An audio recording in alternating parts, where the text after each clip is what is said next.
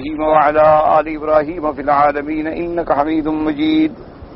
قال الله تبارك وتعالى في كلامه المجيد: أعوذ بالله من الشيطان الرجيم. بسم الله الرحمن الرحيم. ولو أنهم آمنوا واتقوا لمصوبة خير من عند الله لو كانوا يعلمون، أو كما قال الله تبارك وتعالى في كلامه المجيد، إلى أن قال المؤلف والمفسر رحمه الله تعالى: قوله تبارك وتعالى: فيتعلمون منهما ما يفرقون به بين المرء وزوجه، أي فيتعلم الناس من هاروت وماروت من علم السحر ما يتصرفون به فيما يتصرفون من الأفاعيل المذمومة، ما إنهم يفرقون به بين الزوجين مع ما بينهما من الخلطة والائتلاف، وهذا من صنيع الشياطين. اب اللہ تبارک و تعالی نے ارشاد فرمایا کہ فَيَتَعَلَّمُونَ مِنْهُمَا، یعنی ہاروت اور ماروت سے وہ لوگ جو ہیں جادو سیکھتے تھے، اور جادو بھی اس بارے میں کہ یفرقون بین المرء وزوجہ، کہ میاں اور بیوی کے درمیان میں جھگڑا ڈلوا دیا، اختلافات کرا دیے، اور یہ انتہائی مذموم ترین حرکت ہے، کیونکہ اللہ تبارک و تعالی نے میاں بیوی کا ایک ایسا رشتہ رکھا ہے کہ جس کی بنیاد ہی اس بات پر ہے کہ مودتن و رحمہ، جس میں مودت ہی محبت اور رحمت ہی رحمت ہے. حتیٰ کہ اللہ تبارک و تعالی نے فرمایا: ہن لباس لکم وانتم لباس لہن، کہ عورتیں جو ہیں وہ اپنے مرد کے لیے گویا ایک لباس ہیں، اور مرد جو ہیں عورت کے لیے گویا ایک لباس ہیں.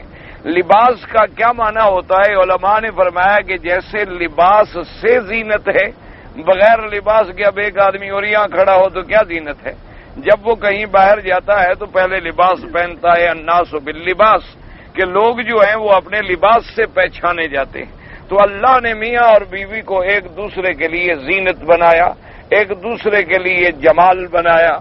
اور بعض علماء نے فرمایا کہ جیسے لباس بندے کو چھپا لیتا ہے، آپ نے لباس پہن لیا تو آپ کا بدن چھپ گیا، تو اسی طرح میاں اور بیوی کا جو رشتہ ہے یہ دونوں کو گناہوں سے اور شیطانی حرکات سے چھپا لیتا ہے. اللہ تبارک و تعالی ان کو آپس میں محبت اور مودت عطا فرمائے تو اب عورت بھی گناہوں سے محفوظ ہو گئی اور خامد بھی گناہوں سے محفوظ ہو گیا. اور اللہ تبارک و تعالی نے دونوں میں جو قوت شہوانیہ رکھی ہے اس کو پورا کرنے کے لیے اللہ نے حلال کا ایک رستہ پیدا فرما دیا. اور اسی طرح قرآن مقدس نے فرمایا کہ اللہ نے جو عورتیں تمہارے لیے پیدا کی ہیں لِتَسْكُنُوا إِلَيْهَا، تاکہ جب تم تھکے ہارے اور پریشان حال اور سارا دن کی محنت کے بعد گھر میں آؤ تو تمہیں گوشہ عافیت ملے، تمہیں سکون ملے، تمہیں راحت ملے. اسی لیے میرے آقا نے فرمایا صلی اللہ علیہ وسلم، سرکار مدینہ نے فرمایا، اللہ کے کروڑوں صلاۃ و سلام ہوں، آپ نے فرمایا سب سے اچھی عورت وہ ہوتی ہے اذا نظر الیہا سرتہ، کہ جب خامد کی اس پہ نظر پڑے تو خامد خوش ہو جائے. اور وَإِذَا أَمَرَهَا أَطَاعَتْهُ، اور جب خامد حکم کرے تو عورت اس کی فرما برداری کرے. وَإِذَا غَابَ عَنْهَا حَفِظَتْهُ، اور جب خامد غائب ہو جائے، باہر چلا جائے تو اس کی عزت، اس کی اولاد، اس کی مال کی حفاظت کرے. تو اللہ تبارک و تعالی نے عورت کا ایک ایسا عظیم رشتہ بنایا ہے، یعنی آپ حیران ہوں گے کہ سب سے بڑا رشتہ والدین کا ہے، لیکن ماں اور بیٹے میں وہ بے تکلفی نہیں پیدا ہو سکتی جو میاں اور بیوی میں ہو سکتی ہے. ایک بھائی اور بہن میں وہ بات نہیں ہو سکتی جو ایک میاں اور بیوی میں ہو سکتی. یعنی آدمی کا کتنا، یعنی سب سے عظیم رشتہ ماں کا ہے، اس کے بعد سب سے محبوب رشتہ بہن کا ہے، اس سے سب سے پیارا رشتہ بیٹی کا ہے. لیکن انسان اپنی بعض زندگی کی ایسی باتیں ہیں جو بیٹی سے بھی نہیں کہہ سکتا، اپنی بہن سے بھی نہیں کہہ سکتا، اپنی والدہ سے بھی نہیں کہہ سکتا، لیکن بیوی سے کہہ سکتا ہے. اسی لیے اس کو اردو کے محاورات میں بعربی الفاظ شریک حیات کہا جاتا ہے. یعنی ایک بیوی جو ہے مرد کی زندگی میں باقاعدہ شریک ہے، یعنی اس کی حیات کے اندر شریک ہے، اس کے مال میں نہیں بلکہ اس کی زندگی میں وہ شراکت دار ہے. اس لیے اس کو لقب دیا جاتا ہے شریک حیات کا. تو اب جو اس رشتے کو توڑ ڈالے اس سے بڑا شیطان کون ہوگا کہ جو میاں بیوی کے اندر لڑائی کرا دے، میاں بیوی کے اندر اختلاف کرا دے، میاں بیوی کے اندر ایسے فتنے اور فساد برپا کر دے، اللہ تبارک و تعالی معاف فرمائے کہ نوبت طلاق تک جا پہنچے، تو یہ افعال شیاطین ہیں۔ کوئی شریف انسان ایسی حرکت جو ہے وہ سوچ بھی نہیں سکتا، بلکہ کوئی تصور بھی نہیں کر سکتا کہ کسی کے گھر کو برباد کرے۔ ایسی حرکتیں وہ لوگ کرتے ہیں، اس لیے مفسر نے فرمایا وَهَذَا مِن صَنِيعِ الشَّيَاطِينِ، یہ تو شیطانوں کا کام ہے، اور وہ بھی جادو یہی سیکھتے تھے تاکہ مَا يُفَرِّقُونَ بِهِ بَيْنَ الْمَرْءِ وَزَوْجِهِ، کہ دونوں کے درمیان میں ناچاکی اور دونوں کے درمیان میں فساد کرا دیا جائے، اور جب دونوں کے درمیان میں فساد ہوگا تو یہ فساد نسلوں میں چلا جائے گا، دو خاندان لڑ جائیں گے، جب دونوں میں فساد ہوگا تو دونوں گناہ کریں گے، جب دونوں میں فساد ہوگا تو اولاد برباد ہوگی، پھر آگے نسل جو ہے وہ بھی غلطیوں میں پڑتی پڑتی کار ہلاکت میں چلی جائے گی۔ تو اس لیے وہ لوگ جو تھے وہ ان سے یہی جادو سیکھا کرتے تھے جس سے کہ ما یفرقون بہ بین المرء وزوجہ، فرماتی ہیں کہ باوجود اس کے کہ اللہ نے جو مرد اور عورت کے درمیان میں ایک خلط اختلاط کا تعلق رکھا ہے، ایک ائتلاف اور محبت اور الفت کا تعلق رکھتا ہے، اس کو توڑ دینا یا اس میں تفریق ڈالنا جو ہے ھذا من صنیع الشیاطین۔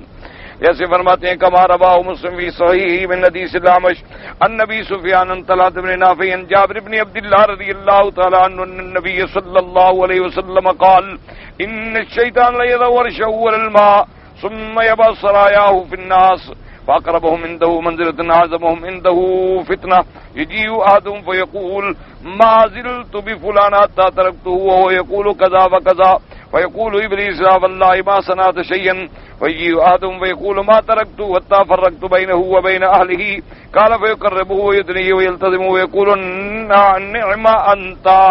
اب مفسر رحمۃ اللہ علیہ فرماتے ہیں امام مسلم رحمۃ اللہ علیہ نے اپنی صحیح مسلم کے اندر یہ حدیث مبارک نقل فرمائی ہے عن جابر بن عبد اللہ رضی اللہ تعالی عنہ، حضرت جابر بن عبد اللہ رضی اللہ تعالی عنہ روایت کرتے ہیں حضور پاک صلی اللہ علیہ وسلم سے، حضور پاک نے فرمایا کہ شیطان جو ہے وہ اپنا تخت پانی پہ ڈالتا ہے، چونکہ اس کے بعد بھی قوت استدراجی موجود ہے، اللہ تبارک و تعالی نے ایسی قوتیں اس کو دی ہیں تاکہ دنیا میں اختبار اور امتحان ہو۔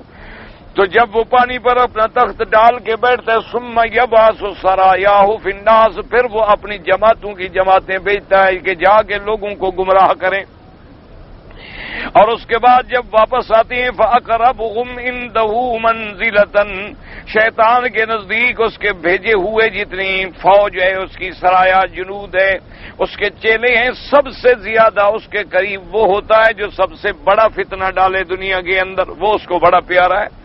اور اس کے بعد جب واپس آتی ہیں تو پوچھتا ہے تم نے کیا کیا؟ وہ کہتا ہے ما زلت بفلان حتی ترکتہ وہو یقول کذا وکذا، شیطان کا آدمی بھیجا ہوا یعنی ذریت اس کی آ کے رپورٹ دیتی ہے کہ فلاں شخص کو میں نے گمراہ کیا، حتیٰ کہ اس نے ایسی ایسی باتیں جو ہے کی، وہ کہتا ہے تم نے کچھ نہیں کیا۔ اسی طرح پوچھتے پوچھتے ایک آدمی ایسا آتا ہے جو کہتا ہے ما ترکت حتی فرقت بینہ وبین اہلہ، شیطان کی رپورٹ دیتا ہے کہ میں نے جا کے دونوں میاں بیوی میں جھگڑا کرا دیا، میں اس وقت تک ٹلا نہیں جب تک کہ دونوں کو میں نے لڑا نہیں دیا، اب دونوں لڑ چکے ہیں۔ وَيَقُولُ ابلیس، ابلیس کہتا ہے کہ ہاں تم نے بہت اچھا کیا، میرے قریب آ جاؤ، اس کو اپنے قریب بٹھاتا ہے، اس کو اپنے ہاتھ ملاتا ہے اور اس کو کہتا ہے نعم انت، تم ہی بڑا کام کر کے آئے ہو، چونکہ اصل فتنہ یہ ہے کہ میاں اور بیوی کو لڑا دیا جائے، کیونکہ وہ گھر برباد ہو گیا۔ جب میاں بیوی میں لڑائی ہو جائے اللہ معاف فرمائے تو پھر گھر تو جہنم بن گیا۔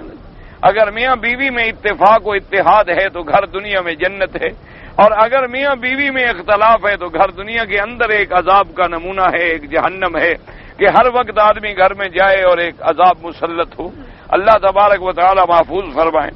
فرماتے ہیں وسبب التفریق بین الزوجین بالسحر ما یخیر الی الرجل والمرأة من الآخر من سوء منظر او خلق او نحو ذلك او عقد او بغض او نحو ذلك من الاسباب المقتضیة للفرقة، والمرء عبارة عن الرجل وتانیث امرأة وَيُسَنَّى كُلٌّ مِّنْهُمَا وَلَا يَجْمَعَانِ وَاللَّهُ أَعْلَمُ۔ اب مفسر رحمۃ اللہ علیہ فرماتی ہیں کہ شیطان جادو کے ذریعے سے کیا کرتے ہیں کہ دونوں کی قوت خیالیہ پہ اثر ڈالتے ہیں۔ کیا مانا کہ وہ عورت کے دماغ میں ایک بات بٹھاتا ہے کہ کیا تمہارا خامن دیکھو شکل ہے اس کی، تم کتنی خوبصورت ہو، اور خامن تمہارا دیکھو کتنا بدصورت ہے، ایسے آدمی کے ساتھ تم پتہ نہیں کیسے گزارا کر رہی ہو۔ وہ اسی طرح خامن کو کہے گا تم کتنا خوبصورت جوان ہو، کیسی عورت تم نے گھر میں رکھی ہوئی ہے، اس کی تو کوئی شکل بھی نہ دیکھے، تم نے پتہ نہیں اس کو کیسے بیوی بنا لیا۔ تو دونوں کے دل و دماغ میں ایسی باتیں ڈالتا ہے جو فرقت کا ذریعہ بن جائیں، جو بغض کا ذریعہ بن جائیں، جو لڑائی کا ذریعہ بن جائیں، اور حتیٰ کہ انجام یہ ہوتا ہے کہ وہ فساد برپا ہو جاتا ہے۔ یا اس کے بالکل برعکس، کیا مانا کہ کسی خامد کے دماغ میں ایک دوسری عورت کے حسن و جمال کا تاثر بٹھا دیا کہ وہ عورت بڑی خوبصورت ہے اور وہ تمہیں بڑا پسند کرتی ہے اور وہ تمہارے ساتھ بڑی محبت کرتی ہے، تم نے یہ کیا بیوی رکھی ہے، یہ تو کچھ بھی نہیں ہے اس کے مقابلے میں۔ اور اسی طرح عورت کو کہا کیا ہے، وہ فلاں آدمی جو ہے نا کتنا خوبصورت ہے، جوان ہے، اور وہ تمہارے نام پہ جان دیتا ہے، ایسے اس کے دماغ میں ادھر تفرقہ ڈالا، اس کے دماغ میں ادھر تفرقہ ڈالا، تو دونوں کے دماغ کی قوت متخیلہ کو متاثر کر دیا، اور جب قوت متخیلہ متاثر ہو جائے تو پھر جھگڑے اور فساد شروع ہو گئے تو پھر انتہا جو ہے فرقت پہ چلی جاتی۔ اب مفسر فرماتے ہیں والمرء، مر جو ہے عبارت ہے رجل سے، یعنی مر رجل اتانیس امرا، اور کہتا ہے کہ اس کا تثنیہ آتا ہے لیکن جمع نہیں آتی۔ وقوله تبارک وتعالى وما هم بضارين به من احد الا باذن الله۔ اب مفسر رحمۃ اللہ علیہ فرماتی ہیں کہ چاہے دنیا میں سحر ہے، جادو ہے، کوئی چیز ہے، لیکن اصل میں بات یہ ہے کہ دنیا میں کوئی نفع یا نقصان اللہ کے حکم کے بغیر نہیں پہنچ سکتا۔ کیوں؟ اس کی وجہ یہ ہے کہ ہر چیز کہاں لوٹ جائے گی؟ اللہ کی طرف۔ دیکھو نا جی، مثلا ایک آدمی کہے کہ جی فلاں آدمی پانی میں ڈوب گیا، ٹھیک ہے، اب اسباب ظاہری تو یہ ہے کہ وہ پانی میں ڈوب گیا، لیکن پانی کو کس نے پیدا کیا؟ اللہ نے پیدا کیا۔ تو بات تو وہی رہی کہ موت اللہ کے حکم سے ہے۔ ایک آدمی جی آگ میں جل گیا، بھئی بظاہری اسباب تو اس کا آگ میں جلنا ہے، لیکن آگ کا خالق کون ہے؟ اللہ تبارک۔ فلاں آدمی نے جی جادو کر دیا ہے اور میاں بیوی کو لڑا دیا ہے، بھئی جادو کرنے والا جو بندہ ہے آخر اس کو کس نے پیدا کیا؟ اس نے جس سے جادو سیکھا تھا اس کو کس نے پیدا کیا؟ ہاروت اور ماروت کو کس نے پیدا کیا؟ شیاطین کو کس نے پیدا کیا؟ تو بات تو سیدھی ہے کہ ہر چیز جو ہے کوئی نقصان نہیں پہنچا سکتا جب تک کہ میرے اللہ تبارک و تعالیٰ کا حکم نہ ہو اور اذن نہ ہو۔ کوئی دنیا کی طاقت کسی کو نقصان نہیں دے سکتی، لیکن قاعدہ یہ ہوتا ہے کہ جب کوئی بری بات ہوگی تو نسبت شیطان کی طرف ہوگی، اور جب اچھی بات ہوگی تو نسبت رحمان کی طرف ہوگی، ورنہ خالق خیر بھی اسی کی ذات ہے اور خالق شر بھی اسی کی ذات ہے۔ لیکن جب ہم دعائیں مانگیں گے تو ہم یہ کہتے ہیں کہ اے آسمان اور زمین کے پیدا کرنے والے، اے اللہ تبارک و تعالیٰ کعبۃ اللہ کو کعبہ بنانے والے، انبیاء اور رسولوں کو پیدا کرنے والے، حضرت محمد مصطفیٰ خاتم الانبیاء کو پیدا کرنے والے، لیکن ہم کبھی یہ تو نہیں کہتے جانوروں کو پیدا کرنے والے، خنزیر کو پیدا کرنے والے، حالانکہ ان کو پیدا کس نے کیا؟ کیوں؟ یہ گندی چیزیں ہیں، حقیر چیزیں ہیں، ان کی نسبت کرنے کی ضرورت ہی کیا ہے؟ وہاں تو وہ نسبت کی جاتی ہے جو اس کی شان کے مطابق ہو، اس کے صفات کمال و جمال و جلال کے مطابق ہو، ورنہ ہر چیز کا خالق تو اللہ ہی ہے۔ اللہ تبارک و تعالیٰ ہی نے ہر چیز کو پیدا فرمایا، اس لیے فرمایا وما هم بضارین به من احد الا باذن اللہ، اور ان میں سے نہیں ہے کوئی نقصان پہنچانے والے کسی کو مگر اللہ کے حکم سے۔ قال سفیان الثوری الا باذن اللہ کا کیا معنی؟ الا بقضاء اللہ، اللہ کی قضاء و قدر سے۔ وقال محمد بن اسحاق الا بتخلیۃ اللہ بینہ وبین ما اراد، ہاں نقصان تب ہوتا ہے جب اللہ اس کو علیحدہ چھوڑ دیں، اپنی رحمت سے علیحدہ کر دیں۔ اب جب رحمت کا سایہ نہ رہا تو نقصان تو ہو گیا۔ اسی لیے حضور نے دعا مانگی کہ لا تکلنی الی نفسی طرفۃ عین قط ولا اقل من ذلک، یا الہ العالمین مجھے میری اپنی ذات کے حوالے نہ کرنا، ایک آنکھ جھپکنے کی دیر یا اس سے بھی تھوڑی دیر میں مجھے اپنے سایہ رحمت کے نیچے رکھنا، ہمیں اپنے نفس کے حوالے نہ کرنا۔ ہم کیا کر سکتے ہیں؟ ہم اپنی کیا حفاظت کر سکتے ہیں؟ ہمیں اپنی حفاظت میں رکھنا، ہمیں اپنی رحمت میں رکھنا، ہمیں اپنی نصرت میں رکھنا، ورنہ انسان کو اگر اس کے اپنے سپرد کر دیا جائے تو انسان کیا کرے گا؟ تباہ ہو جائے گا۔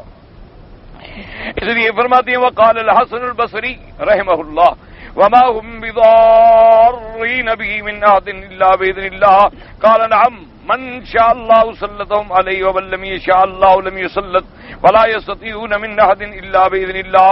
حضرت حسن بصری رحمت اللہ علیہ فرماتے ہیں بالکل یہ بات ٹھیک ہے، اللہ چاہتے ہیں تو جادوگر کو مسلط کر دیتے ہیں، لیکن اللہ نہ چاہے تو وہ کیا کر سکتا ہے؟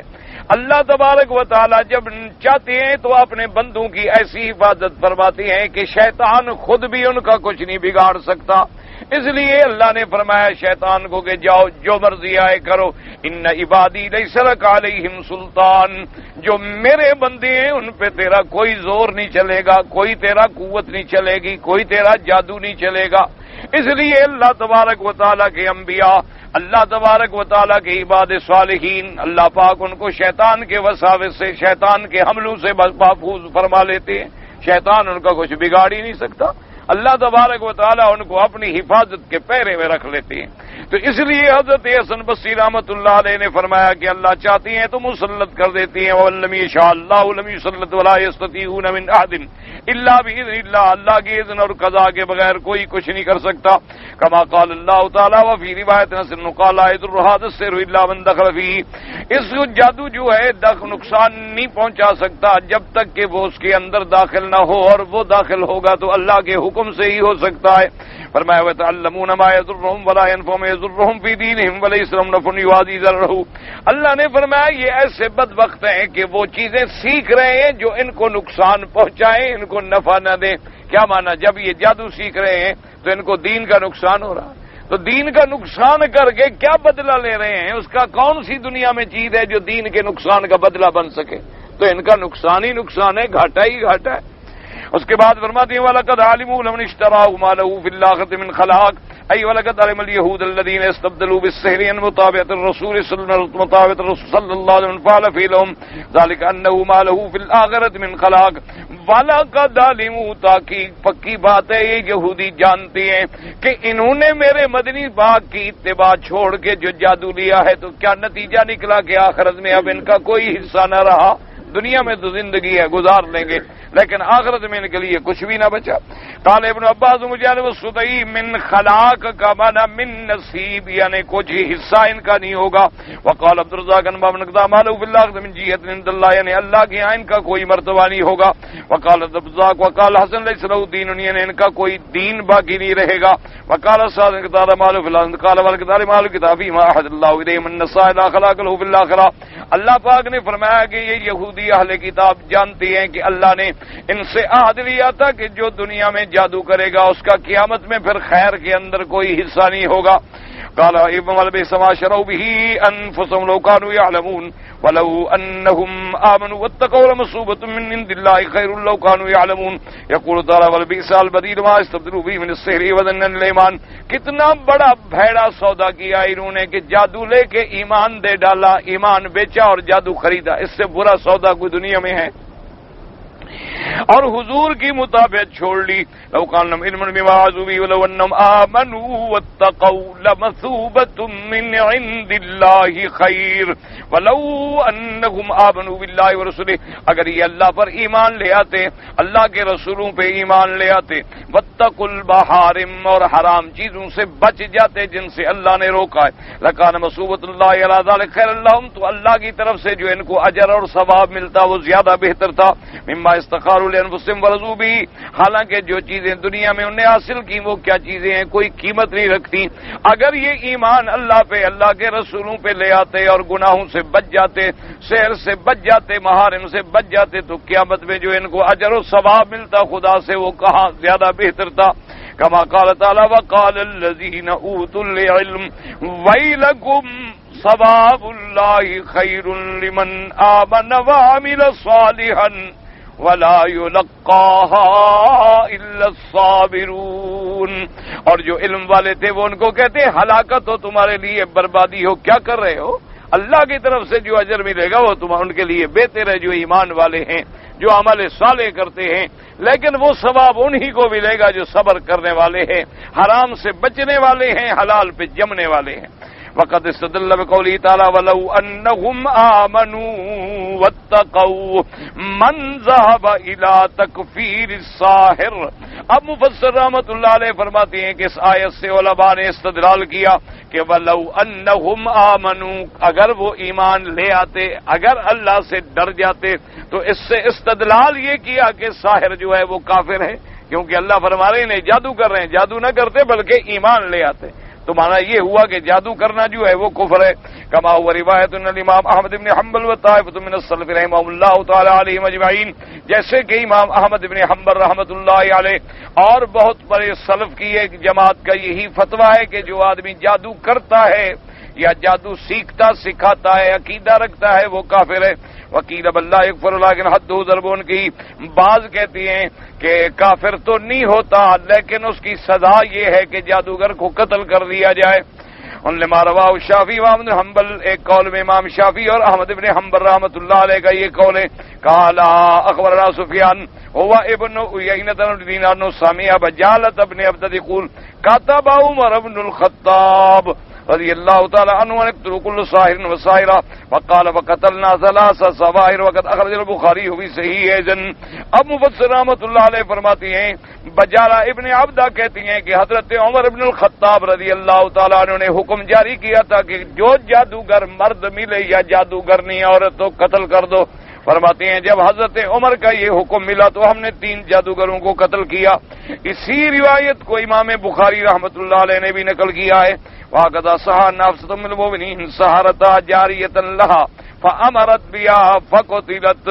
اسی طرح حفصہ بی بی حفصہ ام المؤمنین یعنی حضور کی زوجہ مبارکہ ہیں، حضرت عمر کی بیٹی ہیں رضی اللہ تعالی عنہم، ان کی ایک نکرانی تھی، ان کے گھر میں ایک خادمہ تھی، کنیز تھی، اس نے بی بی صاحبہ پہ جادو کر دیا، تو جب ثابت ہو گیا تو بی بی نے حکم دیا اس کو قتل کر دیا گیا۔ قال الامام احمد بن حنبل رحمہ اللہ صاحب نبی زمی قدر الساحر، حضرت امام احمد بن حنبل رحمۃ اللہ علیہ فرماتے ہیں کہ حضور کے 3 صحابیوں کا یہی فتویٰ ہے کہ ساحر کو قتل کیا جائے، جادوگر کو۔ الترمذی من حدیث اسماعیل مسلم حسن جندب الازدی انه قال قال رسول الله صلی اللہ علیہ وسلم الساحر ضرب بالسيف ثم قال لا نعرف مرفوع الا من هذا الوجه۔ اس جندب الازدی روایت کرتے ہیں کہ حضور پاک نے فرمایا حد الساحر ضربه بالسيف، کہ ساحر کی سزا کیا ہے کہ گردن اڑا دو، قتل کر دو اس کو۔ وہ اسماعیل مسلم اضافہ الحدیث، کیونکہ یہ حدیث جو ہے اسی سند کے ساتھ ہے اور کوئی سند نہیں، اور اس میں ایک راوی ضعیف ہے۔ والصحیح عن الحسن عن جندب موقوفا قلت قد رواه الطبراني من وجه آخر حسن عن جندب مرفوعا، ایک اور طریقے سے بھی یہ سند مرفوع تک پہنچی ہے۔ وقد رواه من طرق متعددة ان الولید بن عقبہ كان عنده سار يلعب بين يديه وكان يضرب راس الرجل ثم يسيء به ويرد راسه فقال الناس سبحان الله يحيي الموتى ورآه رجل من صالحي المهاجرين فلما كان قد جاء مشتمنا سيف ذهبي على بلعب بن ذلك فاخترت الرجل سيف ضرب عنه السائر قال وقال ان كان صادقا فليحيي نفسه۔ اب جناب فرماتی ہیں کہ ولید ابن عقبہ کے پاس ایک ایسا جادوگر تھا کہ لوگوں کے سامنے آ کے وہ جادوگری کرتا، اور جادوگری بھی ایسی کرتا کہ معلوم یہ ہوتا کہ کسی کی گردن علیحدہ کر دی۔ اب لوگ چیخ رہے ہیں وہ قتل کر دیا، وہ مر گیا، اور گردن علیحدہ ہوگی، پھر گردن لگا دیتا تو وہ اٹھ کے کھڑا ہو جاتا۔ لوگ کہتے بھائی بڑی بات ہے، یہ تو مردے کو زندہ کر لیتا ہے اور زندے کو مردہ کر لیتا ہے۔ تو ایک صحابی نے کیا کیا کہ ایک دن وہ چھپ کے تلوار لے کے آ گئے، اس نے جب اپنا یہ جادو دکھانا شروع کیا انہوں نے اس کو ماری تلوار، اس کی گردن اڑا دی۔ انہوں نے کہا اس کو کہو اپنی گردن لگا دے، خود اپنے آپ کو زندہ کرے۔ اب وہ تو صحابہ تھے نا جی، ان کا ایمان قوی تھا۔ ہمارے لوگ ہوں اگر ایسی کوئی چھوٹی موٹی شوبدہ دیکھ لیں تو یہ کہیں سبحان اللہ، تو مرشد کامل آ گیا، عید ہو گیا، سارے پاؤں پڑ جائیں گے، اسی وقت سارے پاؤں پہ گر جائیں گے، سجدے بھی کریں گے، اور جناب سبحان اللہ۔ کیونکہ ہمارے ہاں تو کوئی جھوٹ بول دے تو اس کو پیر بنا لیتے ہیں، یہ جائے کہ ایسی حرکت بھی کر کے دکھلا دے۔ ہمارے ہاں تو کوئی جھوٹا سچا خواب دکھلا دے تو اس کو بھی کہتے ہیں سبحان اللہ، ماشاء اللہ جی، بڑا پہنچا ہوا آدمی۔ قال وتلا قوله تبارک وتعالى تاتون السحر وانتم تبصرون فغضب الولید اذ لم يستأذنه في ذلك فاستأذن ثم اتركه. ولید ابن عقبہ جو اس وقت حاکم تھے وہ اس پہ ناراض ہو گئے اس وجہ سے کہ بھی تم نے میری اجازت کے بغیر کیوں قتل کر دیا. تو انہوں نے اس قتل کرنے والے کو جیل میں ڈال دیا لیکن پھر چھوڑ دیا. وقال الامام بکر الخلال قال اخبرنا عبد الله بن عبد حنبل قال حدثني ابي قال اخبرنا يحيى بن سعيد قال حدثني مساق بن حارثة قال كان عند بعض الامراء رجل يلعب فجاء جندب مشتملا على سيفه فقتله. انہوں نے بھی دیکھا کہ ایک ایسا آدمی تھا جو جادو سے ایسے کھیل دکھاتا تھا. حضرت جندب آئے اس کو قتل کر دیا. قال اراہ کان ساحرا وحمل الشافعی رحمہ اللہ قصۃ عمر وحفصۃ علی سحر یکون شرکا واللہ اعلم. امام شافعی رحمۃ اللہ علیہ فرماتی ہیں کہ بی بی حفصہ نے جو قتل کا حکم دیا یا حضرت عمر نے جو قتل کا حکم دیا اس کی وجہ یہ تھی کہ اس سحر میں شرک بھی پایا جاتا تھا. اصل میں نے عرض کیا تھا نا جی سحر جو ہے اس کے مختلف طریقے ہیں. ایک تو ہوتا ہے سحر کے بھی بعض چیزیں خفیہ ہوتی ہیں نظر نہیں آتی ان کے ذریعے جادو کرتے ہیں. اور ایک سحر ہوتا ہے کہ شیطان سے باقاعدہ امداد طلب کرتے ہیں باقاعدہ وظیفے پڑھتے ہیں فلان یا شیطان یا حارث یا ابلیس یا ابلیس یا ابلیس اس کو مدد کے لیے پکارتے ہیں. تو اب تو مشرک ہو گیا کافر ہو گیا. اس کے شرک اور کفر میں کیا شک رہتا ہے. تو اس لیے جن علماء نے کہا ہے کہ ساحر جادوگر کافر ہوتا ہے اصل بات یہ ہے کہ وہ جادوگر جو شیطان کے استمداد سے جادو کرتے ہیں وہ کافر ہے. اور بعض ہوتے ہیں کہ ایسے شعبدے دکھلاتے ہیں ہاتھوں سے اور مثلا کوئی چیز ہاتھ میں چھپا لی اور نظر نہیں آ رہی 2 ریال کے 4 بن گئے 4 کے 8 بن گئے 8 کے پھر 1 بن گیا پھر دکھایا تو ہاتھ میں کچھ بھی نہیں. یہ شعبدہ ہے. یہ آدمی کافر نہیں بن جاتا. گو یہ باتیں بھی ناجائز ہیں ایسی باتیں بھی نہیں ہونی چاہیے لیکن یہ تو ایک ہاتھ کی صفائی ہے ہاتھ کی چلاکی ہے ایک فن ہے ایک ٹیکنیک ہے اور جو آدمی اس پہ محنت کرتا ہے وہ کر لیتے ہیں. اب جیسے آپ نے دیکھا ہے نا بعض لوگ جو ورزش کرنے والے ہوتے ہیں اپنے پورے بدن کو ایسے لپیٹ لیتے ہیں اگر ہم کریں تو ہماری گردن ٹوٹ جائے. تو اب وہ کوئی اوپر سے تو نہیں اتر آتے نا. اور رات دن ورزش کرتے کرتے ان کے بدن جو ہے عادی ہو جاتے ہیں. کمان بن جائے گا ایسے مل جائیں گے سر کے بل سیدھا کھڑا ہو جائے گا جناب 10-10 منٹ کھڑا رہے گا اور ایک دوسرے 3-3 4-4 آدمی کو اٹھا کے کھڑا ہو جائے. یہ تو ورزش ہے پریکٹس ہے. یہ تو کوئی کفر نہیں ہوتا. یہ کفر نہیں. کفر وہ ہے جس میں استمداد غیر اللہ یا شیاطین سے استمداد طلب کی جائے. اس لیے ائمہ کے فتوے کے اندر جو فرق ہے اس کی وجہ یہ ہے کہ ہر زمانے کے جادوگروں کے طریقے الگ ہوتے ہیں ان کے راستے الگ ہوتے ہیں. فسنك ابو عبد الله الرازي في تفسير المعتزلة انهم انكروا وجود السحر وقال ربما كفروا من اعتقاد وجوده.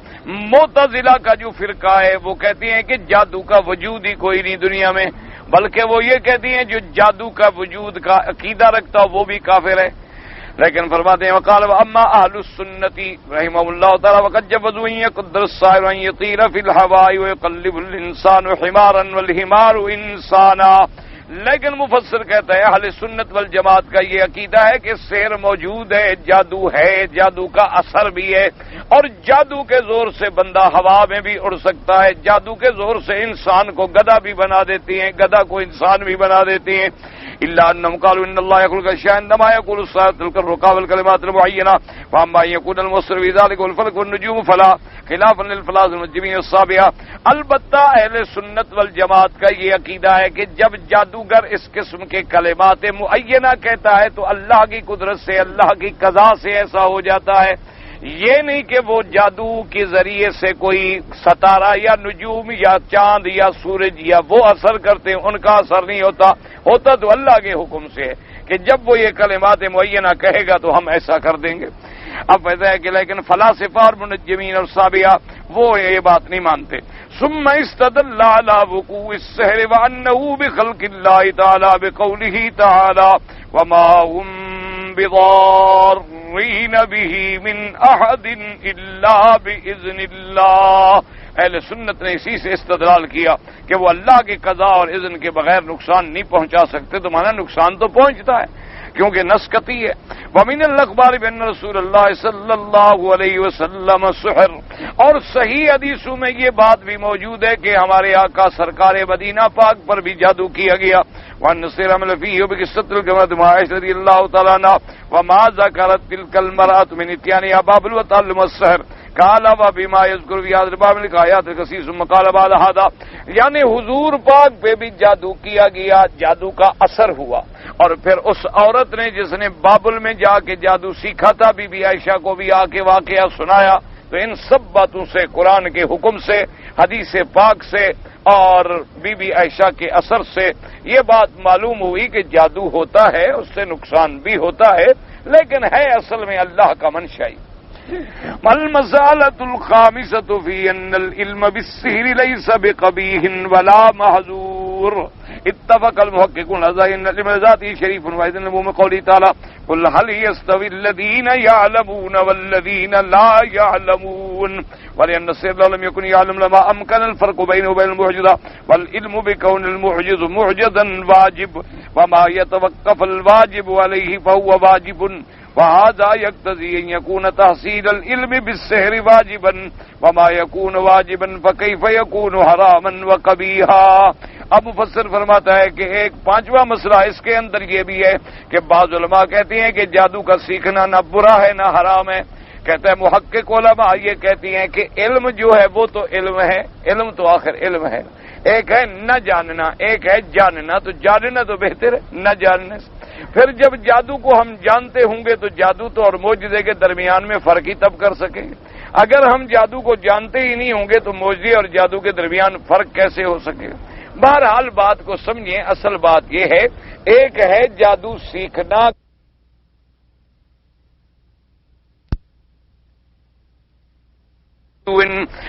العلم بالسحر ليس بقبیح اننا به ليس بقبیح عقلا، یعنی کوئی کہے عقلاً، ورنہ شرعاً جب اللہ کے نبی نے حرام کر دیا تو کر دیا، فمخالف الوضع يمنون هذا وان عنا ليس بقبیح شرعا، ففي آيات الكريمة تبشيء لتعلم السحر، وفي الصحيح من أتى عرافا أو كاهنا فقد كفر بما أنزل على محمد صلی اللہ علیہ وسلم، جو آدمی ان پر عقیدہ رکھے، اور اسی طرح حدیث میں من عقد عقدة ونفس فيها فقد سحر، جو آدمی گرہ لگاتے ہیں، بعض ہوتے ہیں دھاگے پڑتے ہیں، دھاگوں پہ گرے لگاتے ہیں پھر پھونک مارتے ہیں، تو حضور نے حدیث میں فرمایا جو ایسا کرتا ہے یہ بھی جادو کی ایک قسم ہے۔ وقوله لا معذور اتفق المحققون على ذلك، كيف لا يكون معذورا مع ما ذكرناه من الآية والحديث، اتفاق المحققين يقتضي ان يكون قد الصلاة مسألة أئمة العلماء أكثرهم عن النصوص على ذلك۔ مفسر کہتا ہے محققین علماء اگر یہ بات کر رہے ہیں تو کوئی دلیل بھی تو ہونی چاہیے، نص کہاں ہے ان کے پاس۔ ثم ادخاله علم السحر في عموم قوله تعالى، پھر علم سحر کو اس آیت میں داخل کرنا کہ قل هل يستوي الذين يعلمون والذين لا يعلمون فيه نظر، لأن هذه الآية إنما دلت على مدح العالمين العلم الشرعي، تو ان کی مدح ہے جو علم شرعی رکھتے ہیں۔ ولما قلت ان هذا منه ثم تركي الى وجوب تعلمه بانه لا يصل بالموجز انه ضعيف بل فاسد، لان اعظم معجزات رسولنا عليه الصلاه والسلام القران العظيم الذي لا ياتيه الباطل من يده ولا من خلفه تنزيل من حكيم حميد۔ اب مفسر فرماتا ہے پھر ان کا یہ کہنا کہ معجزے کا پتہ کیسے لگے کہ یہ معجزہ ہے یا جادو ہے، تو سب سے بڑا معجزہ تو حضور کا قرآن ہے، تو اب قرآن کو سمجھنے کے لیے پہلے جادو سیکھنا وہ ضروری ہے، جادو سیکھا ہوا نہ ہو تو قرآن نہیں سمجھے گا۔ یا جو لوگ حضور کے زمانے میں جادو نہیں جانتے تھے ان کو معجزہ سمجھ نہیں آیا، ان کا یہ ایسی باتیں کرنا جو ہے یہ بھی کوئی بات نہیں۔ ثم ان العلم بانه معجز لا يتوقف على علم السحر اصلا، معجزے کا پہچاننا جو ہے جادو پر تو موقوف نہیں۔ ثم من المعلوم بالضرورت الصحابہ والتابعین وائمۃ المسلمین وهم كانوا يعلمون الموجز، اور مفسر فرماتا ہے یہ یقینی بات ہے کہ کتنے صحابہ، کتنے تابعین، کتنے علماء ہیں جنہوں نے معجزے کو پہچانا۔ ويفرقون بينه وبين غيره ولم يكونوا يعلمون السحر ولا تعلموه ولا علموه، وہ انہوں نے فرق بھی کرتے تھے سحر کے درمیان، حالانکہ نہ کبھی انہوں نے جادو سیکھا نہ کبھی انہوں نے جادو کا علم پڑھا۔ ثم ذکر ابو عبداللہ راضی ان انواع السحر ثمانیۃ، اب کہتا ہے کہ ابو عبداللہ راضی نے اپنی کتاب میں لکھا ہے کہ جادو کے جو ہیں 8 قسم کا جادو ہوتا ہے۔ کہتا ہے پہلی قسم اس کی یہ ہے الاول سحر الكذابین والکشدانیین الذین كانوا يعبدون الكواكب السبعة المتحيرة وهي السيارة وكانوا يعتقدون أنها مدبرة العالم وأنها تأتي بالخير والشر وهم الذين بعث الله إليهم إبراهيم الخليل عليه السلام مبتلا لمقاتهم وردا لمذهبهم وقد استقصى في كتاب السر المكتوم في مخاطبة الشمس والنجوم المنسوب إليه كما ذكر القاضي بن خلقان وغيره ويقال إنه تاب منه وقيل بل صنفوا على وجه إظهار الفضيلة لا على سبيل الاعتقاد وهذا هو المظنون به إلا أنه ذكر فيه طريقهم في مخاطبة كل من هذه الكواكب السبب كيفية ما يفعلون وما يلبسون وما يتنسكون به. ایک تو وہ یہ کہتے ہیں کہ کذابین کشدانیین جو ہیں وہ عبادت کرتے ہیں 7 ستاروں کی، ان کو کہا جاتا ہے 7 سیارہ. سیارہ کا معنی آگے بھی جاتے ہیں پیچھے بھی جاتے ہیں، متحیرہ، متحیر کا معنی کبھی وہ آگے جاتے ہیں کبھی وہ پیچھے آتے ہیں. تو ان لوگوں کا عقیدہ یہ تھا کہ تمام دنیا کا نظام جو ہے یہ 7 سیارہ ان 7 ستاروں کے پاس ہے، انہی کے ذریعے پوری کائنات کا نظام چل رہا ہے. اور یہ وہی لوگ ہیں جو سیدنا ابراہیم الخلیل علیہ السلام کے زمانے میں تھے. اللہ تبارک و تعالی نے سیدنا ابراہیم الخلیل علیہ السلام کو بھیجا. حضرت ابراہیم الخلیل علیہ السلام نے ان کے اس مذہب کو رد کیا، ان کے اس عقیدے کو رد کیا، ان کے ساتھ مناظرے کیے، ان کے ساتھ مقابلے کیے اور اللہ نے حق کو غالب فرما دیا. کہتے ہیں کہ اب اسی مفسر ابو عبداللہ رازی نے ایک کتاب لکھی ہے سر المکتوم فی مخاطبۃ الشمس والنجوم. کہتے ہیں کہ بعض علماء نے تو کہا کہ کتاب تو انہوں نے لکھی تھی، بعض میں انہوں نے توبہ کر لی کہ بھئی میں توبہ کرتا، اور بعض لوگوں نے لکھا کہ اس نے کتاب کوئی عقیدے کے طور پہ نہیں لکھی تھی کہ اس کا عقیدہ ہی یہی تھا بیچارے کا، بلکہ اس نے یہ لکھا تھا کہ ایک عالم ہے، مجھے یہ بھی علم ہے، میں اس کو بھی جانتا ہوں. تو اس میں انہوں نے لکھا ہے کہ وہ ان ستاروں کو کیسے مخاطب کرتے ہیں اور کون کون سی کلامیں پڑھتے ہیں اور کیا کیا پڑھتے ہیں، اور سارا انہوں نے اس کتاب میں لکھ دیا. تو بعض علماء جو ہوتے ہیں نا ہر فن میں ایک بات لکھ دیتے ہیں. اللہ تبارک و تعالیٰ نے چونکہ ان کے علم عطا فرمایا. اب یہ علیحدہ بات ہے، اللہ معاف کرے، اللہ معاف کرے کہ کوئی آدمی اس علم کو پڑھنے کے بعد غلط استعمال کرے. اب دیکھیں نا جی، ہمارے بچے جب سکولوں میں پڑھتے ہیں، جب کالجز میں جاتے ہیں، یونیورسٹیوں میں جاتے ہیں، تو ان کو جو لیبارٹریز ہوتی ہیں، سائنس کی لیبارٹریز، ان میں ان کو تجارب سکھلائے جاتے ہیں کہ یہ دوا ملاؤ گے تو یہ بن جائے گا، یہ دوا ڈالو گے تو یوں بن جائے گا، اور اس تار کو اس سے ملاؤ گے تو آگ پیدا ہوگی، اور فلاں دوا سے یہ اب باہر آ کے کوئی بم بنانا شروع کر دے تو کہے جی مدرسے بند کرو. اگر مدرسے نہ ہوتے تو یہ پاگل بم بھی نہ بناتا. تو اب یہ تو اس پاگل کا ہے کہ اس نے ان چیزوں سے بجائے ہدایت لینے کے شیطان کی طرف، شر کی طرف اس کو استعمال کیا. ورنہ پڑھانے والے کا مقصد تو یہ نہیں تھا کہ یہ باہر جا کے ایسی حرکتیں کرے. تو وہ تو پڑھا رہا تھا کہ تاکہ لوگ علم حاصل کریں اور ان چیزوں کو اس انسانیت کی بھلائی میں استعمال کریں، نہ کہ انسانیت کی تباہی و ہلاکت و بربادی میں استعمال کریں. تو اس لیے ایک ہے چیز کا جاننا، ایک ہے پھر اس کو غلط استعمال کرنا، غلط اس سے معاملات کا اخذ کرنا. لیکن بہرحال بہتر یہ ہوتا ہے کہ علماء کو ایسی کتابوں سے پرہیز کرنی چاہیے، کیونکہ 1000 میں ایک آدمی جو ہے وہ تو پڑھتا ہے علم کے لیے، لیکن 999 آدمی جو ہے وہ پڑھتا ہے نقصان پہنچانے کے. وہ ایسی کتابیں جب بھی پڑھے گا تو جادو سیکھے گا، ایسی کتابیں جب بھی پڑھے گا تو ایسے غلط قسم کی عمل سیکھ. کہتے ہیں ونثانی سیر و صاحب اللوحام والنفوس القویہ. کہتے ہیں بعض سیر، یہ دوسری قسم جو ہے ان لوگوں کی ہے کہ جو اوہام اور قوت نفسیہ کے ساتھ اثر کرتے ہیں. ثم استدل على ان الوهم له تاثير بان الانسان يمكن يمشي على الجسر الموضوع الى وجه الارض ولا يمكن المشي عليه اذا كان ممدودا على نهر او نحوه. قال وكما اجمعت الاطباء على نهي المرعوف عن النظر الى الاشياء الحمر والمسروع الى الاشياء القويه اللمعان والدوران. کہتا ہے کہ دیکھیں کبھی کبھی ایسا ہوتا ہے کہ وہم جو ہے نا اس کو بھی تاثیر ہوتی ہے کہ انسان کے دماغ میں وہم آ گیا. جیسے اب دیکھیں نا آپ جا رہے ہیں سڑک پر، وہم آ جائے میں گرا گر جائیں گے، اور اگر وہم نہ آئے تو آپ پل پر بھی گزر جائیں گے. تو بعض اوقات قوت وہمیہ بھی آدمی پر بڑا اثر کرتی ہے.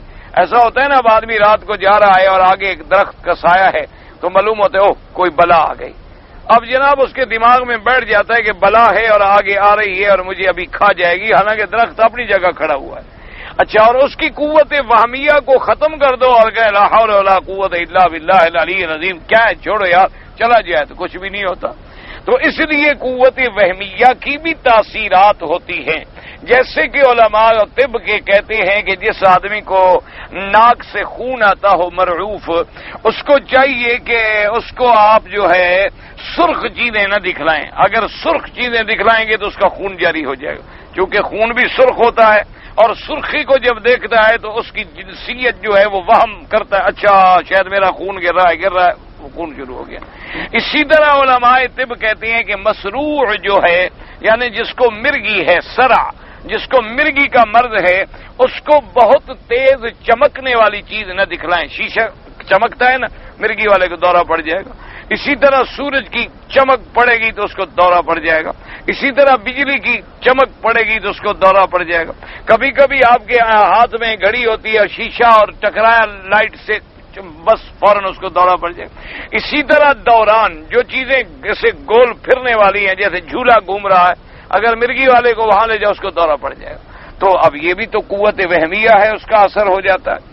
فرماتے مواضع کے اللہ لأن النفوس خلقت مطیعۃ للأوہام، کیونکہ اللہ تبارک و تعالی نے انسانوں کی جو طبیعتیں پیدا کی ہیں، لازمی بات ہے کہ ان پر وہم جو ہے وہ اثر کرتا ہے۔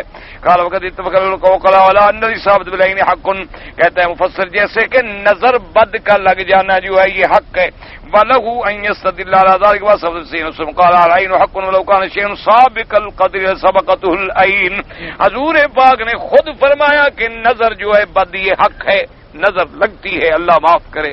اس لیے ہمیشہ جب بھی کوئی چیز آپ کو اچھی نظر آئے تو فوراً کہیں ماشاء اللہ ماشاء اللہ ماشاء اللہ تبارک اللہ لا حول ولا قوت الا باللہ، یا کہہ دیں اللہ اکبر، یا کہہ دیں سبحان اللہ، پھر نظر نہیں لگے گی۔ اچھا، اسی طرح کسی آدمی کی نظر لگتی ہو تو اس سے بچنے کے لیے بھی علماء نے یہی لکھا ہے کہ جب وہ سامنے آئے تو بس لا حول ولا قوت الا باللہ، یا اللہ اکبر، یا کوئی فاتحہ یا آیت الکرسی پڑھ کے پھونک دیں، پھر اس کی بھی نظر نہیں لگے گی۔ بہرحال حضور نے فرمایا نظر ایسی لگتی ہے کہ اگر اللہ کی تقدیر سے بھی کوئی چیز پہلے چلنے والی ہوتی تو یہ نظر ہوتی، یعنی اتنا جلدی لگتی ہے جیسے کہ قضاء و قدر اس کو لگ گئی۔ اسی لیے ہے نا کہ آدمی کو قبر میں پہنچا دیتی ہے اور اونٹ کو دیگچے میں پہنچا دیتی ہے نظر جو ہے۔ بہرحال وہ کیا ہے، اس کی بھی تو تاثیر ہے۔ تو اس لیے مفسر نے فرمایا بعض تاثیرات ایسی بھی ہوتی ہیں۔ قال فإذا عرفت هذا فنقول والنفس التي تفعل هذه الأفعال قد تكون قوية جدا وتستغني في هذه الأفعال عن الاستعانة بالآلات والأدوات۔ اچھا، جو لوگ ایسی قوت تخیلات ڈالتے ہیں، کبھی تو وہ اتنے قوی ہوتے ہیں نا، بغیر کسی اسباب کے بس ایسے آنکھوں میں آنکھیں ڈالیں گے اور آپ کو مسحور کر لیں گے، اور کبھی پھر وہ آلات بھی استعمال کرتے ہیں۔ وقد تكون ضعيفة وتحتاج إلى الاستعانة بهذه الآلات وتحقيق النفس إذا كانت متعلقة بالبدن شديدة الانجذاب إلى عالم السماوات صارت كأنها روح من الأرواح السماوية وكانت قوية للتأثير في مواد هذا العالم، وإذا كانت ضعيفة شديدة التعلق بهذه الذات البدنية فحينئذ لا يكون لها تأثير البتة إلا في هذا البدن. ثم أرشد إلى مداواة هذا الداء بتقليل الغذاء والانقطاع عن الناس والرياء۔ اب کہتے ہیں اصل میں بات یہ ہوتی ہے کہ نفس جو ہے اگر وہ بدن سے متعلق ہے اور عالم السماوات کے ساتھ زیادہ تعلق ہے تو گویا وہ روح الارواح ہے اور اس کی تاثیر بہت زیادہ ہوتی ہے، اور اگر ضعیف ہے تو اس کی تاثیر صرف بدن پر ہوتی ہے۔ پھر ان چیزوں کے حاصل کرنے کے لیے کہ غذا کم کھائے، لوگوں سے علیحدہ رہے، ریا سے بچے، تو طبیعت کے اندر وہ قوات پیدا ہوتی ہیں۔ وهذا الذي يشير اليه التصرف بالحال وهو على قسمين، تارة تكون حالا صحيحة شرعية يتصرف بها فيما امر الله ورسوله ويترك ما نهى الله تعالى عنه ورسوله، فهذه الاحوال مواهب من الله تعالى وكرامات للصالحين من هذه الامه ولا يسمى هذا سحرا في الشرع۔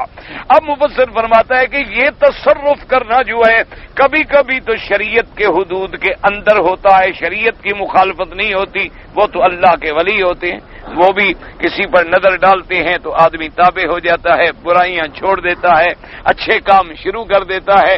یہ کرامات ہیں، وہ جادو نہیں ہوتا، بلکہ اللہ کے عباد صالحین کے بھی ایسے تاثیرات ہوتے ہیں۔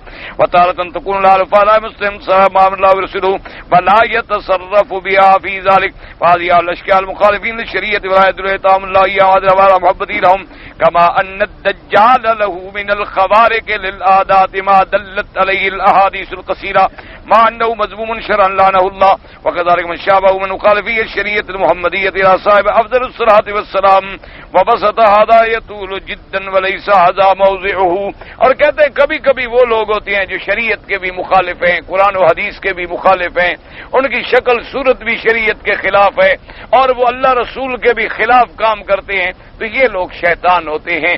جیسے اللہ نے دجال کو بھی تو قوتیں دی ہیں کہ دجال آئے گا اور ساری دنیا پہ چلے گا. دجال آئے گا، زمینوں کو حکم دے گا کہ اپنے خزانے نکالو، زمین خزانے نکال دے گی. خشک دریاؤں کو حکم دے گا چلو، دریا چل پڑیں گے. نہروں کو حکم دے گا رک جاؤ تو نہریں ٹھہر جائیں گی. بادلوں کو حکم دے گا کہ برسو تو بادل برسنے شروع ہو جائیں گے. تو ایسی چیزیں اللہ تبارک و تعالیٰ اپنے بندوں کے امتحان کے لیے. تو اصل چیز کیا ہو گئی کہ اگر کوئی آدمی ایسا اثر پیدا کرتا ہے کہ اس کی صحبت میں اثر ہوتا ہے تو دیکھو کہ اس کا اثر جو ہے شکل صورت سنت کے مطابق ہے تو وہ ولی ہے. اگر وہ شریعت کے خلاف ہے تو پھر وہ دجال ہے یا شیطان ہے. کیونکہ تاثیر تو دونوں میں آ جاتی ہے، ان میں بھی ہوتی ہے ان میں بھی ہوتی ہے، لیکن ان کی تاثیر خیر کے کاموں میں ہوتی ہے، ان کی تاثیر جو ہے وہ شر کے کاموں میں ہوتی ہے. بڑے بڑے بزرگوں کے ایسے ایسے ماشاءاللہ واقعات موجود ہیں. بڑے بڑے شرابی لوگ گئے، ان کی صحبت میں بیٹھے، معمولی سی توجہ فرمائی، دعا کی، انہوں نے توبہ کر لی. بڑے بڑے جناب اللہ معاف فرمائے شیطان قسم کے لوگ گئے اور ٹھیک ہو گئے. تو اللہ والوں کے ہاں بھی اللہ نے ایک تاثیر رکھی ہوتی کہ ان کے جو کثرت ذکر ہوتی ہے، اللہ کے ذکر کی کثرت، لوگوں سے علیحدہ رہنا، حلال کا کھانا، سچ کا بولنا، اپنے آپ کو اللہ کی عبادت میں وقف کر دینا اور اپنی اللہ نے جو نظر دی ہے اس کو غلط استعمال نہ کرنا، تو پھر نظر میں کیسے اثر پیدا نہ ہو. بہرحال ان دونوں میں فرق یہی ہے، جو اتباع سنت کرتے ہیں وہ اللہ کے ولی ہیں اور جو متبع شیطان ہیں وہ دجال و شیاطین ہیں. اللہ ان کے فتنے سے بچائے. کہتے ہیں جی میں کمپنی میں ملازم ہوں اور اس سال میں حج کرنا چاہتا ہوں، کمپنی کی اجازت کے بغیر حج کر سکتا ہوں؟ اگر ان دنوں میں آپ کو چھٹی ہے تو پھر کر سکتے ہیں، ورنہ باقاعدہ کمپنی سے چھٹی دیں. یا پھر آپ ایسے اوقات میں حج کریں کہ آپ کے کام میں بھی کوئی حرج نہ آئے، کیونکہ بغیر جب آپ لوگ آتے ہیں تو باقاعدہ کنٹریکٹ کر کے آتے ہیں کہ ہم حج نہیں کریں گے، تو وہاں جھوٹ بولتے ہیں آپ. یہاں آ کر پھر شوق ہو جاتا ہے حج کرنے کا. اور اگر سارے حج پہ چلے جائیں تو حاجیوں کی خدمت کون کرے گا؟ اللہ کے حرم کی صفائی کون کرے گا؟ اور اللہ تبارک و تعالیٰ کے گھر کا نظام کون رکھے گا؟ یہ خدمت بھی بہت بڑا حج ہے. تو اس لیے بہرحال یا کمپنی سے اجازت لو یا پھر اس وقت انشاءاللہ جب حج قریب آ جائے تو مسائل سمجھ لینا تاکہ حج بھی انشاءاللہ ہو جائے گا اور کام بھی خراب نہیں ہوگا. کہتے ہیں جی میں سید ہوں اور مجھ پر 30,000 روپے کا قرضہ بھی ہے، تو کیا اگر مجھے کوئی زکوٰۃ دے تو میں لے سکتا ہوں؟ نہیں، سید کے لیے زکوٰۃ جائز نہیں ہے، وہ زکوٰۃ نہیں لے سکتا. البتہ آپ یہ کر سکتے ہیں کہ کوئی آپ کا ہمدرد ہو نا جی، غریب آدمی ہو، سید نہ ہو، وہ زکوٰۃ لے لے. زکوٰۃ لینے کے بعد تم کو ہدیہ کر کے دے دے. اگر ویسے اس قسم کا شریف آدمی کوئی ملے گا تو نہیں آپ کو، یعنی اگر کوئی ممکن ہے بیچارہ کوئی مل جائے بھولے سے، تو بہرحال ایک راستہ ہے تمہارے انتظام کا کہ کوئی آدمی جو ہے اور دوسرا غریب سید نہ ہو وہ زکوٰۃ لے لے. اب جب اس نے زکوٰۃ لے لی پھر تمہیں ہدیہ کر دے کہ جی یہ ہدیہ قبول کرو، تم لے لو، پھر تمہارے لیے ہدیہ ہے. جیسے کہ صحیح حدیث مبارک میں آیا کہ ایک دن میرے آقا گھر میں تشریف لے آئے تو گوشت پک رہا تھا. تو جب حضور کے سامنے کھانا آیا تو انہوں نے حضور کو گوشت پیش نہ کیا. حضور نے فرمایا عجیب بات ہے تمہارے گھر میں گوشت پک رہا ہے، مجھے گوشت نہیں کھلاتے ہو. انہوں نے کہا حضور وہ تو صدقے کا گوشت ہے اور آپ صدقہ کھاتے نہیں. تو آپ نے فرمایا لا کہ صدقۃ ولنا ہدیۃ، صدقہ تو تمہیں تھا، جب تمہیں مل گیا تو ہمارے لیے تو ہدیہ ہے. تو بہرحال ایسا ہو سکتا ہے. اور آج کل جتنے مولوی ہیں نا ان کا گزارا اکثر اسی پہ. اس میں ناراض ہونے کی کیا بات ہے؟ میں اپنی برادری کی بات کر رہا ہوں، آپ کی بات تو نہیں کر رہا. میں نے تو آپ کو اپنی برادری کی بات بتائی. اب ہمیں آتے ہیں نا کوئی آدمی پیسے دے دیتے ہیں دم کے کہ جی میری ایک بکری دم کرا دینا. اب ہم غریب شریف تو تھوڑے ہیں کہ دم کھائیں، تو ہم پھر اپنے کسی ملازم کو دے دیں بھئی یہ بکری ہے، بھئی ابا ایک آدمی کی دم کرنی ہے، فلاں نام ہے، دا کے دم کر دو. اچھا تمہاری مرضی آئے تو پھر یہ بکری ہمیں ہدیہ کر دینا. اب وہ ملازم ہے بیچارہ کہاں جائے گا؟ اس کو پتا ہے اچھا اس کا نہ کوئی گھر ہے نہ کوئی بچے ہیں، وہ بکری لے کے کہاں جائے؟ لے جو جائے کیا کرے؟ تو لازمی اس نے پھر ہمیں دینی ہے نا، تو لہذا ہمارے لیے حلال ہو گئی. ہم نے تو اس غریب کو دے دی نا بکری کے پیسے. بہرحال کوشش، ایک غریب ہے بیچارہ، وہ کہتے ہیں ٹکٹ بھی نہیں، 30,000 قرضہ ہے، تو اب غریب کیا کرے بیچارہ، مشکل میں ہے. اچھا جی، دلالی، پتہ نہیں کس بات کی دلالی. دلالی جائز ہے کہ نہ جائز، مجھے کیا پتا کس بات کی دلالی. لوگ عورتوں کی بھی دلالی کرتے ہیں، مجھے کیا پتا تم کون سی دلالی پوچھتے ہو. خانہ کعبہ کے قریب کوئی اونچی بلڈنگ بنائی جائے، جائز ہے؟ کیوں نہ جائز ہے؟ مینارے مسجد کو جو اونچے ہیں پھر کیا ہو گیا؟ اور خدا کے بندے، کعبے سے اونچی عمارت ہے کوئی دنیا میں؟ نہ آپ کا کیا خیال ہے؟ یعنی کعبۃ اللہ، کعبہ شریف جو ہے وہ تو 7 آسمانوں تک کعبہ ہے، تو اس سے کوئی عمارت اونچی ہو سکتی ہے؟ ایسی بات. آپ کو صرف یہ دیواریں نظر آ رہی ہیں اس لیے چیز اونچی ہے. کعبے کا حکم ہے 7 آسمانوں تک، اتنی اونچی کوئی بنا ہی نہیں سکتا. تو لہذا اگر 7 کوئی بڑی عمارت ہو تو کوئی حرج نہیں.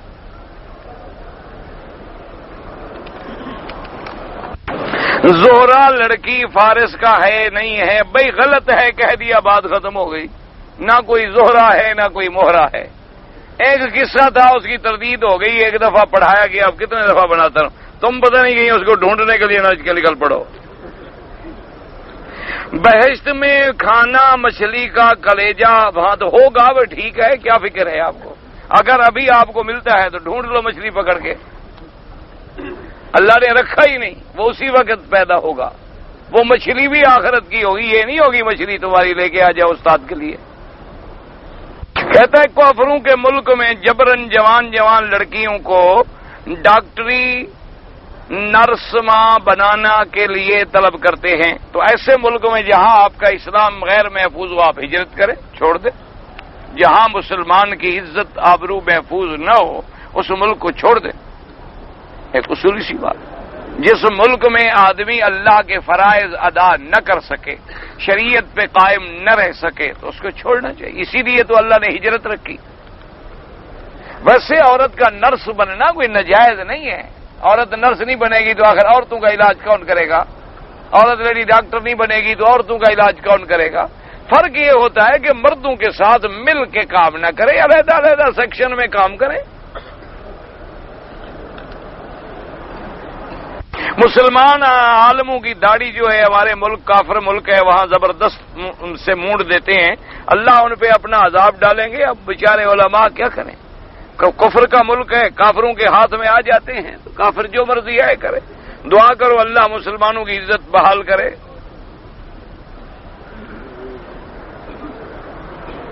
جہاد کے لیے سفر کر رہا ہوں، کافر کا لشکر قریب ہے، نماز کا وقت بھی قریب ہے، تو ظہر کا وقت بھی قریب ہے، تو بس وہ نماز خوف قرآن میں نہیں لکھی ہوئی، پڑھنی ہوگی سفر والی نماز. حتیٰ کہ لڑ بھی رہے ہو تو اشارے سے بھی پڑھنی ہوگی. کون سا جہاد پہ جا رہا ہے؟ بولا مسئلہ پوچھنے والے کون سے جہاد پہ جا رہا ہے؟ کون سے کافروں کا لشکر قریب کھڑا ہے؟ آپ خود بتائیں مجھے. بس ایسی عادت ہے کہ چلو بیٹھے جو ہیں تو مولوی صاحب کو پیسے تو لیتا نہیں، مفت کا سوال جواب ہے، کرتے رہو، بس چھیڑتے رہو. بعض لوگ سورت فاتحہ نہیں پڑھتے، حنفی حضرات نہیں پڑھتے، شافعی پڑھتے ہیں. کوئی بات نہیں، تمہیں لڑائی کی کیا ضرورت ہے؟ دریائے نیل میں کس صحابی نے رکا لکھا تھا؟ حضرت عمر نے لکھا تھا، عمر ابن العاص نے ڈالا تھا. حضرت علی کس کافر سے لڑے تھے؟ لاکھوں کافروں سے لڑے، خیبر میں بھی لڑے، ہر جگہ لڑے. جھنڈا کس صحابی نے لیا؟ سب صحابہ کو جھنڈا ملا. خیبر میں کئی قلعے تھے، کئی قلعے حضرت ابو بکر نے فتح کیے، کئی حضرت عمر نے فتح کیے، کوئی حضرت خالد نے فتح کیے. ایک قلعہ مرحب جو ہے وہ حضرت علی نے فتح کیا. حضرت عمر اسلام قبول کرنے سے پہلے کس ملک کا بادشاہ تھا؟ کسی ملک کا بادشاہ نہیں تھا. بعض لوگ نمازی کے سجدے کی جگہ سے گزرتے ہیں، بالکل ناجائز ہے. اگر آگے گزرنا پڑے تو دور گزریں، نمازی کے آگے نہ گزریں. اگر مجبوری ہے تو اتنا دور گزریں کہ سجدے کے مقام سے دور ہوں. آدمی زبردستی گزرتے ہیں، ان کو روکنا چاہیے. جی کوئی آدمی لڑکا اپنی شادی ایک دیندار لڑکی سے کرنا چاہتا ہے، والدین راضی نہیں، والدین کے بغیر شادی نہ کرے، والدین کو راضی کرے. کشمیر کے لیے ہم رات دن دعائیں مانگتے ہیں، بھئی ہم گناہ گار ہیں، کسی وقت تو مالک سنے گا انشاءاللہ۔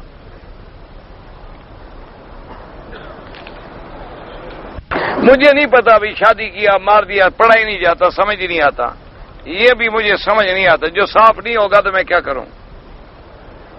ایک آگ قیامت سے پہلے نکلے گا، ہاں ٹھیک ہے بالکل، یاجوج ماجوج نکلے گا، بالکل ٹھیک ہے۔ حافظہ میرا کمزور ہے، زمزم پیو اور دعا کرو۔ کہتے ہیں جی یہاں بھی جب شادیاں کرتے ہیں تو کوئی رسمیں ہیں شب کا وب کا، یہاں ہو یا وہاں ہو، جو قرآن حدیث سے ثابت نہیں وہ بدعت ہے۔ آل محمد سے آل میں کون کون ہے؟ آل میں سب حضور کا کلمہ پڑھنے والے سب حضور کی آل ہیں۔ ہاں حرم میں دنیاوی حال حوال بالکل بیان نہ کریں۔ اب اللہ کی بعض صفتیں بندوں پر جائز ہیں، ایسی صفتیں بھی ہیں جن کا اطلاق جائز ہے، جیسے اللہ نے خود فرمایا ہے سمیع بصیر، اس کی بھی صفت ہے، اللہ نے فرمایا کہ میں نے بندے کو بھی بنایا، لیکن اس کی صفت اور اس کی صفت کا کیا مقابلہ ہے؟ اس کی صفتیں برحق ہیں لیکن اس کی کوئی تشبیہ و تمثیل نہیں ہو سکتی، لیس کمثلہ شیء۔ کسی اسلامی ملک میں دوسری کافر حکومت میں مسجد بنا کے دیں کہ کافروں کی عبادت گاہ بنائیں، یعنی مقصد یہ ہے کہ وہ کہیں کہ ہمارے ملک میں تم مسجد بناؤ یا تمہارے ملک میں ہم گرجا بنائیں گے، کوئی ضروری نہیں، کوئی کیوں ایسے معاہدے کی ہمیں ضرورت ہی کیا ہے؟ حضور اکرم کی 4 بیٹیاں تھیں، بالکل کس کو شبہ ہے؟ کسی مسلمان کو تو شبہ نہیں ہے۔ آپ صلی اللہ علیہ وسلم کی شادی محرم کے مہینے میں ہوئی، پتہ نہیں کون سی شادی، حضور کی ایک شادی تو نہیں ہے، آپ وضاحت کریں کس کی شادی پوچھتے ہیں آپ؟ ویسے محرم میں شادی ہو تو کوئی منع نہیں۔ السلام علیکم قبروں پہ کہنا سنت ہے، باقی رہ گئی بات سننے کی، اللہ چاہتے ہیں جتنا چاہتے ہیں اتنا سنا دیتے ہیں اور جتنا نہیں چاہتے اتنا نہیں سناتے۔ اس لیے قرآن میں آیا کہ وما انت بمسمع من فی القبور، کہ میرے نبی تم نہیں سنا سکتے ہو لیکن میں تو سنا سکتا ہوں۔ اور نبی نے جب حکم دیا ہے سن کے تم سلام کرو تو جتنے سنانے کا حکم دیا اس پر ہمارا ایمان ہے، جتنی سنانے کا حکم نہیں دیا اس کے اندر بحث میں نہ پڑو بلا وجہ۔ وسیلے کے بجائے سیدھی اللہ سے دعا مانگیں، وسیلہ اپنے اعمال صالحہ کو پکڑا کریں۔ ایک آدمی نے عورت مرد کا نکاح کیا، اس عورت کا پہلے بھی نکاح تھا، اور نکاح ہی حرام ہے کیسے؟ جب پہلے نکاح تھا تو بات ختم ہو گئی۔ طواف صفا مروہ کرنے کے وقت دایاں کندھا نکالنے کی کوئی ضرورت نہیں، صرف طواف کرتے ہوئے کندھا نکالا جاتا ہے۔ میں مکے میں رہنے والا ہوں لیکن میں نے عرفات اور مزدلفہ میں امام کے پیچھے 2 رکعت نماز پڑھی، کوئی حرج نہیں، ٹھیک ہو گیا، کوئی حرج نہیں، کوئی ایسی بات، یہ کوئی ایسے جھگڑے نہیں ہیں، افضل اولا کی بات ہے۔ وہ نکاح والا بھائی اگر ایک عورت کا پہلے نکاح ہے تو دوسرا نکاح ہو ہی نہیں سکتا بات۔ ہاں جی دیکھو، ایک تو جب تک پہلا نکاح ہو طلاق نہ گزرے ملے عدت نہ گزرے دوسرا نکاح نہیں ہو سکتا۔ دوسرا نکاح کے لیے شرط ہے کہ باقاعدہ گواہ ہوں اور وشہدوا ذوا عدل، اور گواہ بھی عدل والے، عزت والے، نیک شہرت والے، یہ نہیں کہ 2 بدماش گنڈے بٹھا لیے اور کہا میرے گواہ ہو گئے، یا 2 نوکروں کو بٹھا لیا میں اس عورت کو تن بخشی کر رہا ہوں، یہ حلال ہوگی، یہ نہیں ہوتا نکاح۔ نکاح کے لیے ضروری ہوتا ہے کہ گواہ بھی عادل ہوں، گواہ عدل والے ہوں، یعنی عدل کا معنی اچھی شہرت والے، باقی اب فرشتے تو ہم نہیں لے آئیں گے کہیں سے، جیسے مقتدی ویسے امام ملیں گے، جیسے ہمارا دولہا دلہن ہوگی گواہ بھی تو اسی جیسے ہوں گے، لیکن اچھی شہرت کے مالک، اور پھر اعلان ہو، مٹھائی یا چھوارے یا کھجوریں تقسیم ہوں تاکہ پورے علاقے میں پتہ چلے کہ نکاح ہوا ہے۔ یہ نہیں ہوتا کہ چوری چھپے والا نکاح، عورت کو گھر بٹھا لیا، 2 نوکروں کو بلا لیا، ادھر آؤ بھائی، ہاں ٹھیک ہے، ہاں جی ٹھیک ہے وہ نکاح ہوگی، یہ نہیں ہوتے، یہ تو سب حرام کے بہانے ہیں۔ یہ نہیں ڈرے تو مولوی سے کیا ڈریں گے؟ مولوی نے تو مسئلہ بتانا ہے، کرنے والے گناہ گار ہیں جب شریعت کا خلاف کر رہے ہیں۔ جب نکاح نہیں ہوگا زنا ہوگا، اولاد ہوگی تو اولاد الحرام ہوگی۔ اگر احرام کی چادریں ہم عام کام میں لگائیں کوئی حرج نہیں، مکے شریف سے لوگ کب چادریں لے جاتے ہیں جنازوں پہ ڈالنے کے لیے، کوئی فائدہ نہیں ہوتا۔ اصل دعا کرو کہ خاتمہ ایمان پہ ہو جائے۔ اگر اندر کلمہ ہے وہی فائدہ دے گا، یہ اوپر والا کلمہ کوئی فائدہ نہیں دیتا۔ رام چندر جو مر جائے تم جا کے مکے والی چادر ڈال دو، جنت میں چلا جائے گا۔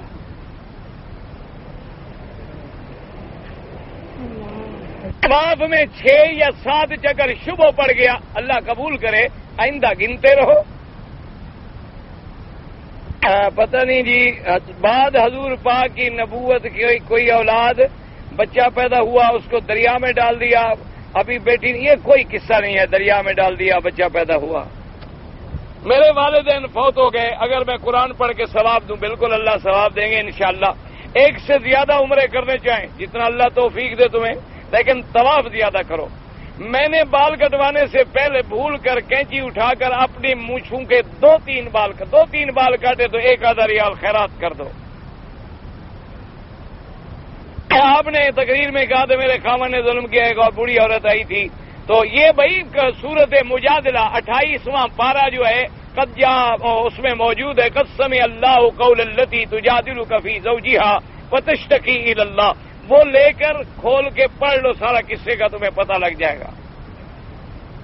پتہ نہیں، بہت لوگ کہتے ہیں کہ جس آدمی کے پوتے نواسے ہوں، اس کی اپنی اولاد ہو، تو کہتے ہیں اب اس کو شرم نہیں آتا کہ ہوتے ہیں دوسری شادی ہو، کیا مطلب یہاں، یعنی کسی آدمی کی اولاد یعنی پوتے نواسے ہو جائیں تو وہ دوسری شادی، بھائی دوسری شادی ہے اس کی اپنی صحت و طاقت پر، اگر اللہ نے اس کو بیوی کے حق ادا کر دے۔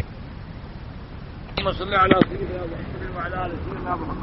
وسلم، یا الہ العالمین، عالم اسلام میں اپنی رحمت نازل فرما، یا اللہ عالم اسلام کی عزت کا فیصلہ فرما، یا اللہ کفر کی ذلت کا فیصلہ فرما، یا اللہ مجاہدین افغانستان کو اتحاد نصیب فرما، یا اللہ مجاہدین کشمیر کی قدم قدم سے حفاظت و نصرت فرما، یا اللہ کشمیر پہ کلمہ محمد مصطفیٰ کا پرچم بلند فرما، یا اللہ مسلمان کو سنیا ہر شک میں ہیں، جس ملک میں ہیں ان کی جان مال آبرو عزت کی حفاظت فرما، یا اللہ بیماروں کو شفا عطا فرما، یا اللہ ہماری ظاہری باطنی روحانی جسمانی سب بیماریاں اپنی رحمت سے دور فرما، یا اللہ بے حیاؤں کو حیا عطا فرما، بے اولادوں کو اولاد عطا فرما، جن کی اولادیں ان کو صالح بنا، بے دینوں کو دین عطا فرما، بے روزگاروں کو روزگار عطا فرما، یا اللہ حرمین الشریفین کو قیامت تک ہر فتنے سے محفوظ فرما، یا اللہ ہمیں مانگنا بھی نہیں آتا بغیر مانگے عطا فرما، یا الہ العالمین دین کی جماعتیں دین کے احباب جو بھی کام کر رہے ہیں ان کی کام میں جلسوں میں اجتماعات میں برکت و کامیابی عطا فرما، یا اللہ ہمیں بھی دین کے کام کی توفیق عطا فرما۔ ربنا آتنا فی الدنیا حسنۃ وفی الآخرۃ حسنۃ وقنا عذاب النار۔ صلی اللہ تعالی علی خیر خلقہ سیدنا محمد وعلی آلہ وصحبہ اجمعین۔